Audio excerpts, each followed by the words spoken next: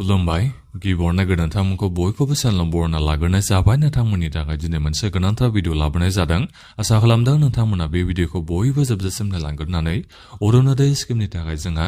लाइजाम फैदों नोंथांमोना थिगखौनो खोनादों जानांगौ अरुणोदय 3.0 स्किमनि थाखाय जोंहा लाइजाम फैदों दा बेनिखायनो आं नोंथांमोननिसिम बे भिडिअनि गेजेरजों अरुणोदय स्किमनि थाखाय माबायदि लाइजाम ओंखारना फैदों बेखौ मोजाङै नोंथांमोननिसिम खोन्थाहरनो सानदों आरो लाइजामाव मा खोथा लिरनानै होदों बेखौबो नोंथांमोना बे भिडिअनि गेजेरजों मिथिना मोननो हागोन दा बिनिफ्राय आंनि नोंथांमोननिसिम मोनसे खावलायनायबो थागोरबाय गिबियावनो गासैबो नोंथांमोना चेनेलखौ साबस्क्राइब खालामनानै लाग्रोलायनानै जाहाथे नोंथांमोना बेबादिनो स्किमफोरनि आपडेटखौ बे चेनेलनि गेजेरजों मोनबाय थानो हायो दा नोंथांमोना नुबाय जानांगौ नै जोंहा लाइजामा थांनाय जुननि 4 तारिखआव फैदों जोंहा दिनै जुननि 11 तारिख जाबाय दा बेनिखायनो सप्तासे जाबाय बे लाइजाम फैनाया होननानै बेखौ बुंनो नांगोन जोंनि नैबे आसामनि फाइनान्स डिपार्टमेन्टनिफ्राय माने मोनफ्रोमबो डिसि अफिसनिसिम इमेल फैदों जाहैबाय नैबे अरुणोदय स्किमनि थाखाय दा बिनिफ्राय डिसि अफिसा दायो मा खालामखो डिसि अफिसा माने गासिबो नैबे डिस्ट्रिक्ट लेभेल मनिटरिं कमिटिनिसिम माने लाइजामखौ लिरदों आरो इमेला गिबियावनो आसामनि फाइनान्स डिपार्टमेन्टनिफ्राय फैबाय दा बिनिफ्राय डिस्ट्रिक्ट लेभेल मनिटरिं कमिटिनिसिम नैबे दायो लेटारखौ लिरना होनाय जाबाय दा बे लेटाराव मा खोथा लिरदों आं बेखौ नोंथांमोननिसिम दानिया खोन्थाहरनो सानबाय दा नोंथांमोना बेहाय नुदों जानांगौ नै आसाम सरकारा माने मोनफ्रोमबो रायजो माबानिसिम मा होनो डिस्ट्रिक्टनिसिम नैबे अरुणोदय 3.0 स्किमनि लिस्टखौ हरनाय जादों जायफोर बिथांमोननि बेंक एकाउन्टआ आधार कार्डजों लिंक गैया बिथांमोननि माने लिस्टखौ मोनफ्रोमबो डिस्ट्रिक्टनिसिम दायो हरबाय जाहैबाय जोंनि नैबे स्टेट सरकारा माने आसाम सरकारा दा बेखौ नोंथांमोना मिथिना मोनबाय जानांगौ नैबे अरुणोदय 3.0 बेनिफिसियारि जायफोर नोंथांमोना मुलाम्फा मोननो हागासिनो दङ जायफोर नोंथांमोननिया नाथायबा बेंक एकाउन्टआ आधारजों लिंक गैया दा नोंथांमोननि लिस्टखौ दायो जोंनि नैबे जिल्लानिसिम हरबाय जाहैबाय जाहाथे माने नैबे गासिबो बेनिफिसियारिफ्रा नैबे अरुणोदय 3.0 नि मुलाम्फा मोनगिरि नोंथांमोना गावबागावनि बेंक एकाउन्टखौ आधारजों लिंक खालामना लायो दा बिनि थाखाय नैबे लिस्टखौ हरबाय जाहैबाय बेनिफिसियारि लिस्टखौ अरुणोदय 3.0 निखौ जायफोरनिया बेंक एकाउन्टजों आधारा लिंक गैया दा बेखौ नोंथांमोना मिथिना मोनबाय जानांगौ दा बिनिफ्राय माखासेनिया बेहाय बुंखादों नोंथांमोना नायनो हागोन फिउचार बेनिफिट माने फिउचार बेनिफिटआ ओरैबायदि जाहैबाय बे अरुणोदय स्किमनि जेब्ला माने फैसाखौ सोनो थांगासिनो दङ नैबे आगस्ट मासाव सोगोन नालाय दा बेनिखायनो जाहाथे बैफोर समाव नोंथांमोना अरुणोदय स्किमनि फैसा मोननो हायै जायो मोननाय नङा बेबादि जाया जाहाथे बिनि थाखाय नैबे आधारजों बेंक एकाउन्टखौ लिंक खालामना लायो मानो होनोबा आधार बेससो दायो पेमेन्टखौ सोनाय जासिगोन माने डिबिटि स्किमनि जैसो फैसाखौ सोनाय जासिगोन नैबे अरुणोदय स्किमनिखौ होननानै जोंहा बेहाय माबादों आरो माने बेहाय लिरनानै होदों नोंथांमोना नायनो हागोन आधार पेमेन्ट ब्रिज सिस्टेम बे सिस्टेमनि जैसो माने अरुणोदय स्किमनि फैसाखौ सोसिगोन दा बेनिखायनो नोंथांमोननि गासिबनोबो नैबे बेंक एकाउन्टआ आधारजों लिंक थाथारनाय जानांगोन अब्लासो नोंथांमोना अरुणोदय स्किमनि फैसाखौ मोननो हासिगोन दा बेखौ नोंथांमोना दायो अफिसियेलि लाइजाम फैनायावनो नोंथांमोना नुनो मोनबाय जानांगौ दा बिनि थाखायनो जोंहा block development officer executive officer दा बिथांमोना बेनिफिसियारि नोंथांमोननिसिम माने बिथांमोना फैगोन जाहैबाय जाहाथे नोंथांमोना गासिबो आधार कार्डखौ बेंक एकाउन्टजों लिंक खालामना लायो दा नोंथांमोना खोनानानै मोनबाय जानांगौ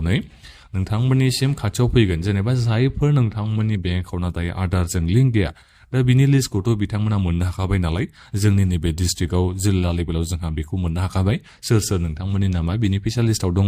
नाथायबा आधारजों बेंक एकाउन्टआ लिंक गैया दा बिथांमोननि लिस्टखौ जोंनि नैबे जिल्लायाव माने नैबे डिस्ट्रिक्ट लेभेल मनिटरिं कमिटिया बिथांमोना मोननो हाखाबाय दा बिनिफ्राय नैबे ब्लक डेभेलपमेन्ट अफिसार बिनिफ्राय एक्जिकिउटिभ अफिसार बिथांमोना जायफोर नोंथांमोननि बेंक एकाउन्टआ आधारजों लिंक गैया दा नोंथांमोननिसिम फैनानै बिथांमोना माने आधार कार्डखौ जाहाथे नोंथांमोना लिंक खालामना लायो बिनि थाखाय नोंथांमोननिसिम फैगोन जाहैबाय दा बेखौ नोंथांमोना बयबो दायो मिथिना मोनबाय जानांगौ दा बेनिखायनो गासिबो माने नोंथांमोननिसिम बेहाय लिरनानै होनाय दङ जेनेबा लिड डिस्ट्रिक्ट मेनेजार इउक' बेंक बायदिनि बेहाय क'क्राझार डिस्ट्रिक्टनिखौ आं बे नोंथांमोननिसिम लाइजामखौ लिरना होदों दा बेनिखायनो नोंथांमोना बेहाय बेंकनि नाम बिनिफ्राय क'क्राझार डिस्ट्रिक्टनि नामखौ बेहाय नोंथांमोना नुदों जानांगौ दा जिखियानो जाया मानो गासिबो नोंथांमोना गासिबो डिस्ट्रिक्टनियानो गावबागावनि बेंक एकाउन्टखौ आधारजों लिंक खालामना लाखानांगौ मानो होनोबा मोनफ्रोमबो जिल्लानिसिम जोंनि नैबे आसामनि फाइनान्स डिपार्टमेन्टआ इमेलखौ हरनाय जादों जाहाथे माने इमेलखौ हरदों बिनिफ्राय लिस्टखौ हरनाय जादों जायफोर नोंथांमोननिया आधारा बेंक एकाउन्टजों लिंक गैया बेखौ दा बिनिखायनो जायफोर नोंथांमोना माने आधारखौ बेंक एकाउन्टजों लिंक खालामना लायाखै गोख्रैनो नोंथांमोना खालामना लाबानो जाबाय अब्ला नोंथांमोना जाहाथे अरुणोदय स्किमनि फैसाखौ मोनबाय थानो हायो इनएलिजिबिलिटि बेबादि जादों मानो होनोबा इनएलिजिबिलिटिया ओरैबायदियाव जाहैबाय साबजेक्टआव नोंथांमोना नायनो हागोन दा बेहाय नोंथांमोननि बेंक एकाउन्टआ आधारजों लिंक गैयैखौ माने इनएलिजिबिलिटि बेबादि खालामनाय जाहैबाय दा बे इनएलिजिबिलिटि लिस्टखौनो जोंनि नैबे डिस्ट्रिक्टसिम हरदों दा बेनिखायनो नोंथांमोना दायो खामानिखौ मावथारना लाथारनांसिगोन अब्लासो नोंथांमोना नैबे अरुणोदय स्किमनि फैसाखौ मोननो हासिगोन आगष्ट मासाव जोंहा सोसिगोन नालाय दा बेनिखायनो जुदि नोंनिया बे आधार कार्डआ बेंक एकाउन्टजों लिंक गैयाबा हले नोङो आसा खमा लाखादो अरुणोदय स्किमनि फैसाखौ नोंथांमोना इयुनाव मोनबाय थागोन होननानै दा बेनिखायनो 3000बो जुदि जायोबा जोबोद लस जागोन जुदि नोंथांमोना आधार कार्डआ बेंक एकाउन्टजों लिंक गैयिनि थाखायनो जुदि फैसाखौ मोनै जायोबा एबा दानजायोबा बेनिफिसियाल लिस्टनिफ्राय जोबोद दुखुनांथाव बाथ्रा जागोन दा बेनिखायनो गावबागावनि बेंकनि ब्रान्सआव नोंथांमोना बयबो थांलायनानै जायफोर नोंथांमोना लिंक खालामना लायाखै आधार कार्डखौ बेंक एकाउन्टजों गोख्रैनो नोंथांमोना लिंक खालामना लाहैथारबानो जाबाय आरो नोंथांमोना बेखौ साननो नाङा जे नोङो बेंकआव हैबानो दि नोंनिया बे आधारा बेंक एकाउन्टजों लिंक जागोन बेखौबो नोंथांमोना साननो नाङा एसे समाथ' लायो अब्लाबो नोंथांमोना मा खालाम आधारनि अफिसियेल जोंहा मोनसे वेबसाइट दङ दा बेहाय थांनानै नोंथांमोना नोंनि बे आधार कार्डआ लिंक जामारगोन ना जामाराखै जेनेबा बेंकनि मानसिफ्रा नोंनि बे आधार कार्डखौ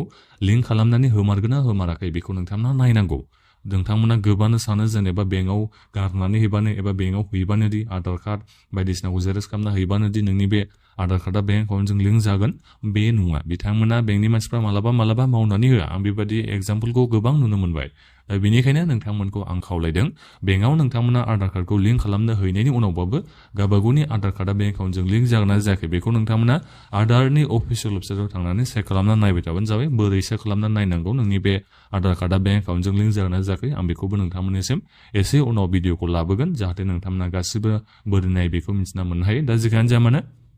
चेनेलखौल' नोंथांमोना साबस्क्राइब खालामनानै लाबानो जाबाय दा बेखिनियावनो नोंथांमोना जुदि